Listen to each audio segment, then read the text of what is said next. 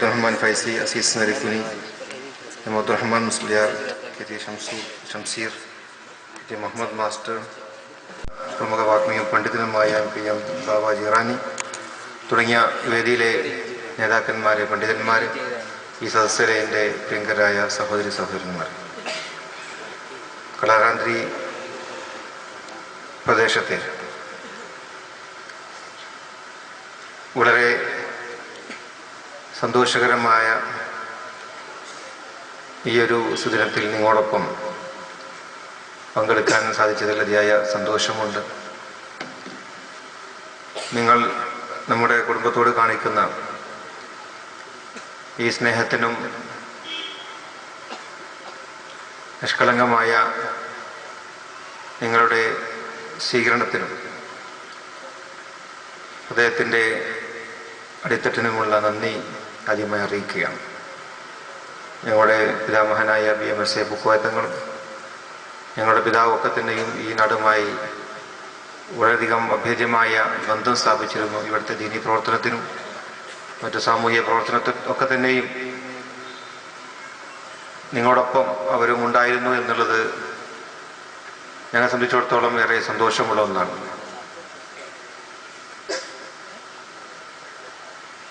അതുകൊണ്ട് തന്നെ ആ ഒരു സ്നേഹത്തിൻ്റെ ഭാഗമായി നിങ്ങൾ കാണിക്കുന്ന ഈയൊരു സ്നേഹവും ആദരവും ഒക്കെ തന്നെയും എന്നെ സംബന്ധിച്ചിടത്തോളം അവരുടെ സ്മരണകളിലൂടെ നമുക്കിനിയും ഒരുപാട് കാര്യങ്ങൾ ചെയ്ത് മുന്നോട്ട് പോകാൻ അള്ളാഹു തൗഫീഖ് നൽകുമാറാവട്ടെ എന്ന് പ്രാർത്ഥിക്കുകയാണ്. ഇവിടെ ഇന്ന് വളരെ സുപ്രധാനമായ ഒരു ചടങ്ങാണ് ഇവിടെ സംഘടിപ്പിച്ചിട്ടുള്ളത്. ദീനി രംഗത്ത് കുറേ കാലമായി തൻ്റെ ജീവിതം മുഴുവനും സമർപ്പിച്ചുകൊണ്ട് യുവതലമുറയെ ദീനിൻ്റെ പാന്താവിലേക്ക് നയിച്ചുകൊണ്ട് വളരെയധികം കാലം സേവനം ചെയ്തിട്ടുള്ള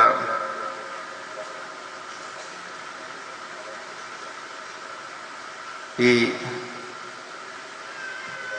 സ്ഥാപനത്തിൻ്റെ മദ്രസയുടെ അധ്യാപകൻ കൂടിയായ PK സാജിദ് ഫൈസി അവർകൾക്കും, അതുപോലെ ഇവിടെ ഈ മഹലിൽ നിന്നും നമ്മുടെ അഭിമാനമായി മാറിയിട്ടുള്ള 4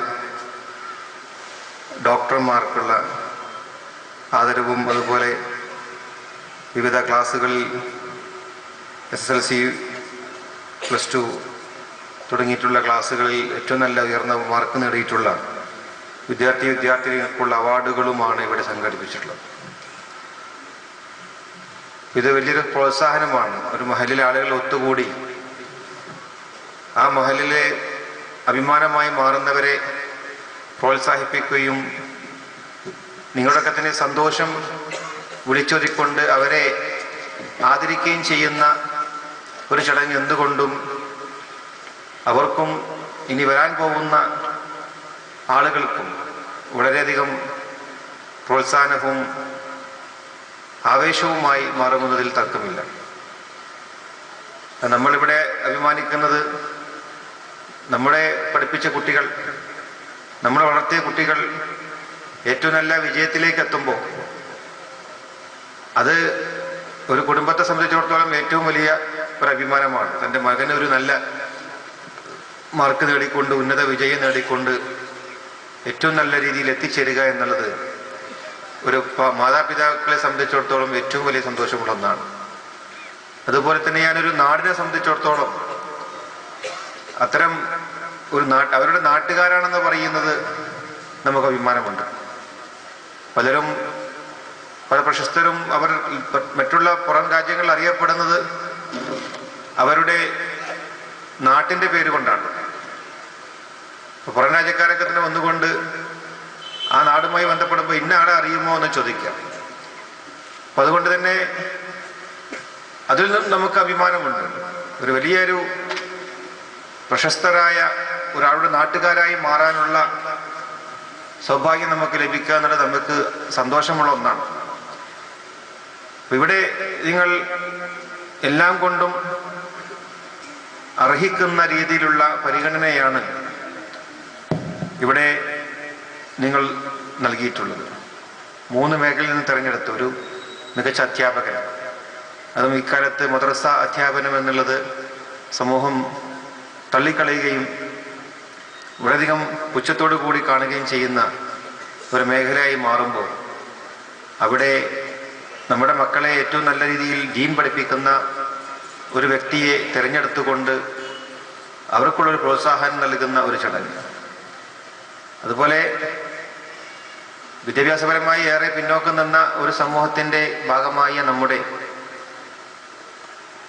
ഒരുപാട് മുമ്പുള്ള നമ്മുടെ നേതാക്കന്മാരുടെ സ്വപ്നങ്ങൾ പൂവൊടിഞ്ഞുകൊണ്ട് നമ്മുടെ നാട്ടിൽ നിന്നും 4 ഡോക്ടർമാർ, നമുക്ക് സംബന്ധിച്ചിടത്തോളം ഒരു ഡോക്ടർ നാട്ടിലുണ്ടാവുക എന്നുള്ളത് ഒരു ആശ്വാസമാണ്. അപ്പോൾ ഒരു സമൂഹത്തിൻ്റെ ഉള്ളിൽ ഒരു കമ്മ്യൂണിറ്റിയുടെ ഉള്ളിൽ നിന്നും വിജ്ഞാനത്തിൻ്റെ ശാഖകളിൽ പരിശുദ്ധമായ ഇസ്ലാം തന്നെ നമുക്ക് പഠിപ്പിച്ചു തരുന്നത് ഒരു സമൂഹം ഉൾക്കൊള്ളുന്നത് ഒരു സിസ്റ്റത്തിലാണ്. അവിടെ എല്ലാ മേഖലയിലും പ്രവർത്തിക്കുന്ന ആളുകളുണ്ടാവണം, ഡോക്ടർമാരുണ്ടാവണം, എഞ്ചിനീയർമാരുണ്ടാവണം, ശാസ്ത്രജ്ഞന്മാരുണ്ടാവണം. ഇവിടെ നല്ല ഒരു വിദ്യാർത്ഥി ഒരു ശാസ്ത്ര സാങ്കേതിക രംഗത്ത് വളരെ നല്ല വിജയം നേടിയിട്ടുള്ള ഒരു വിദ്യാർത്ഥിക്ക് അദ്ദേഹത്തിൻ്റെ പിതാവ് ഇവിടെ വന്ന് അവാർഡ് ഏറ്റുവാങ്ങിയത് നമ്മൾ സന്തോഷത്തോടുകൂടിയാണ് കണ്ടത്. അപ്പോൾ ഇത്രയും നല്ല വിജയങ്ങൾ കൈവരിച്ചിട്ടുള്ള ഈ ഒരു മഹല് എന്തുകൊണ്ടൊരു മാതൃകാ മഹലാണ്. കാരണം അത്തരത്തിലുള്ള ഒരു പ്രോത്സാഹനം ഒക്കെ തന്നെയും വിദ്യാഭ്യാസപരമായുള്ള പ്രോത്സാഹനം, അതാണ് പരിശുദ്ധമായ ഖുർആൻ തന്നെ നീ വായിക്കുക എന്നുള്ള ഒരു ആഹ്വാനത്തിലൂടെയാണ് പരിശുദ്ധമായ ഖുർആൻ ഇറങ്ങിയിട്ടുള്ളത്. ആ വായനയിലൂടെ ചിന്തയുണ്ടാവുകയും ചിന്തിച്ചു വളരുകയും വിജ്ഞാനത്തിൻ്റെ എല്ലാ ശാഖകളും കീഴടക്കുകയും ചെയ്യുന്ന ഒരു സമൂഹമാണ് മുസ്ലിം സമൂഹം എന്നത് നാം തിരിച്ചറിയേണ്ടതുണ്ട്. വിജ്ഞാനത്തിൻ്റെ എല്ലാ ശാഖകളിലേക്കും നമ്മൾ ഇറങ്ങിച്ചെല്ലുക. فَلَيَنْظُرُونَ إِلَى الْإِبِلِ كَيْفَ خُلِقَتْ وَإِلَى السَّمَاءِ كَيْفَ رُفِعَتْ وَإِلَى الْجِبَالِ كَيْفَ نُصِبَتْ وَإِلَى الْأَرْضِ كَيْفَ سُطِحَتْ. എങ്ങനെയാണ് ഒട്ടകങ്ങളെ സൃഷ്ടിച്ചതെന്നും എങ്ങനെയാണ് ആകാശങ്ങൾ ഉയർത്തപ്പെട്ടതെന്നും എങ്ങനെയാണ് പർവ്വതങ്ങൾ നാട്ടപ്പെട്ടതെന്നും എങ്ങനെയാണ് ഭൂമി പരത്തപ്പെട്ടതെന്നും നിങ്ങൾ നോക്കുന്നില്ലയോ, നിങ്ങൾ കാണുന്നില്ലയോ എന്ന് പരിശുദ്ധമായ ഖുർആൻ ചോദിക്കുമ്പോൾ ഈ മേഖലയൊക്കെ തന്നെയും നമുക്കിവിടെ വിജ്ഞാനം ഉണ്ടായിരിക്കേണ്ടതുണ്ട്. അതാണ് സ്പെയിനിലെ മധ്യകാല യൂറോപ്യൻ മുസ്ലിം സമൂഹം ലോകത്തിലെ ഏറ്റവും വലിയ ശാസ്ത്ര സാങ്കേതിക രംഗത്തെ മികവുറ്റ പ്രതിഭകളായിരുന്നു എന്നുള്ളതാണ്. വൈദ്യശാസ്ത്രത്തിലെ ഇബ്നു സീന,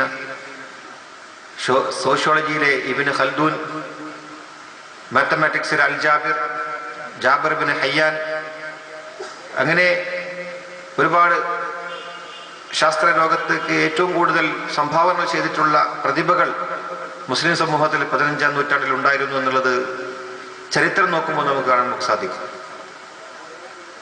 അത്തരത്തിൽ അവർ ചെയ്തിട്ടുള്ള ഗവേഷണങ്ങളും കണ്ടുപിടുത്തങ്ങളും നൂറ്റാണ്ടുകളോളം യൂറോപ്യന്മാർ അവരുടെ വിജ്ഞാനത്തിന് വേണ്ടി, റഫറൻസിന് വേണ്ടി ഉപയോഗിച്ചു എന്നുള്ളതാണ്.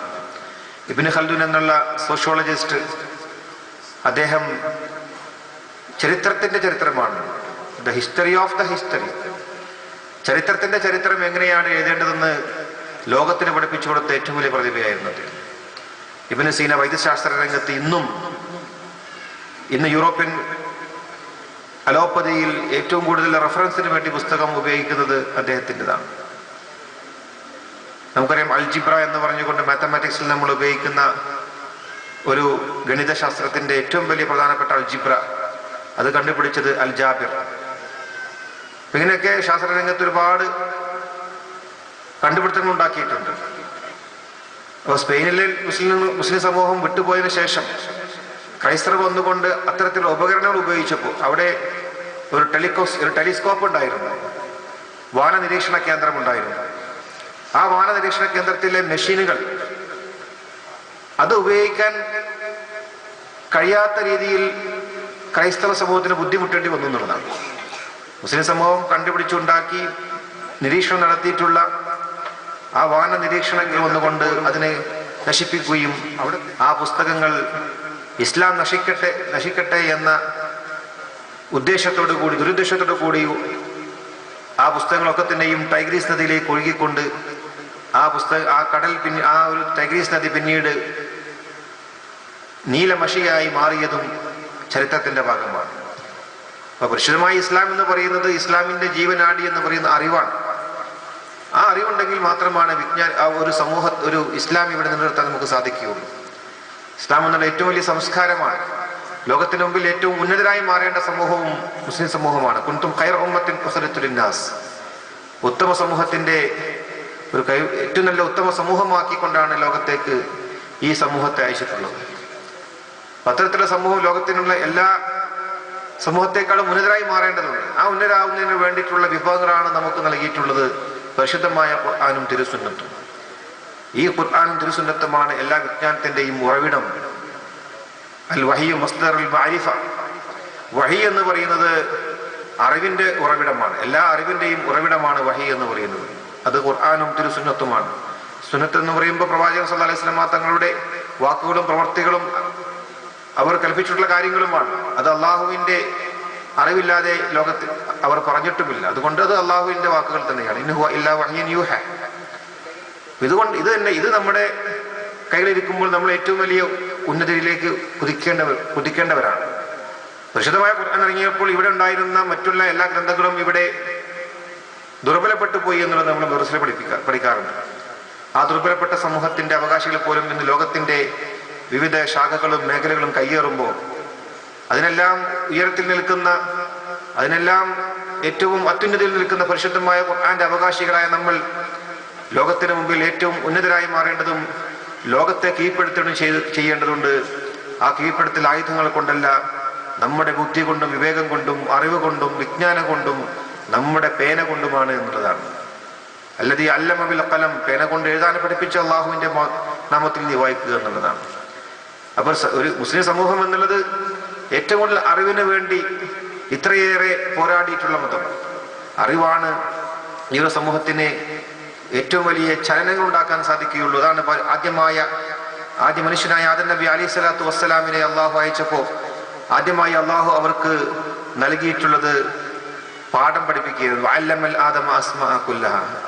എല്ലാ കാര്യങ്ങളും അള്ളാഹു ആദം നബി അലൈഹി സ്വലാത്തു വസ്സലാമിന് പഠിപ്പിച്ചു കൊടുത്തു എന്നുള്ളതാണ്. അങ്ങനെ പഠിപ്പിച്ചു കൊടുത്തുകൊണ്ട് ഒരു മനുഷ്യരെ പഠിപ്പിച്ചു കൊടുത്തുകൊണ്ട് ബുദ്ധിപരമായ വിവേകമുണ്ടാക്കുക എന്ന് തന്നെയായിരുന്നു അള്ളാഹു ഉദ്ദേശിച്ചത്. അങ്ങനെയുള്ള സമൂഹത്തിന് മാത്രമാണ് വിജയിക്കാനും കഴിയുള്ളൂ.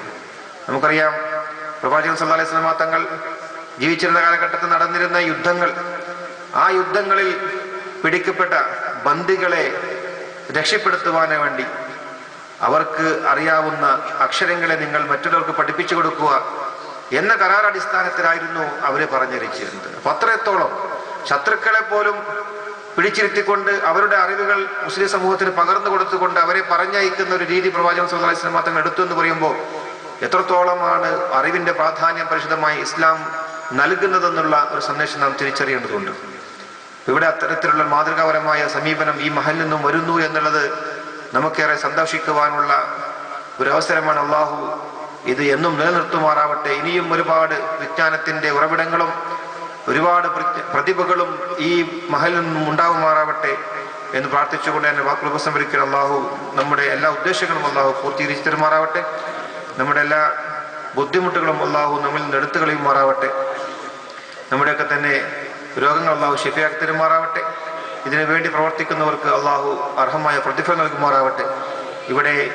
ഇന്ന് ഇവിടെ ആദരിക്കപ്പെട്ട എല്ലാവർക്കും അള്ളാഹു അവർക്കിനിയും ഒരുപാട് മേഖലകളിൽ തിളങ്ങാനുള്ള സൗഭാഗ്യം അള്ളാഹു അവർക്ക് നൽകുമാറാവട്ടെ എന്ന് പ്രാർത്ഥിച്ചുകൊണ്ട് എല്ലാവിധ ആശംസകളും നേർന്നുകൊണ്ട് ബിസ്മില്ലാഹിർ റഹ്മാനിർ റഹീം എന്ന വചനമുതിന്റെ ഉദ്ഘാടനം നിർവഹിക്കുന്നു. അസ്സലാമു അലൈക്കും.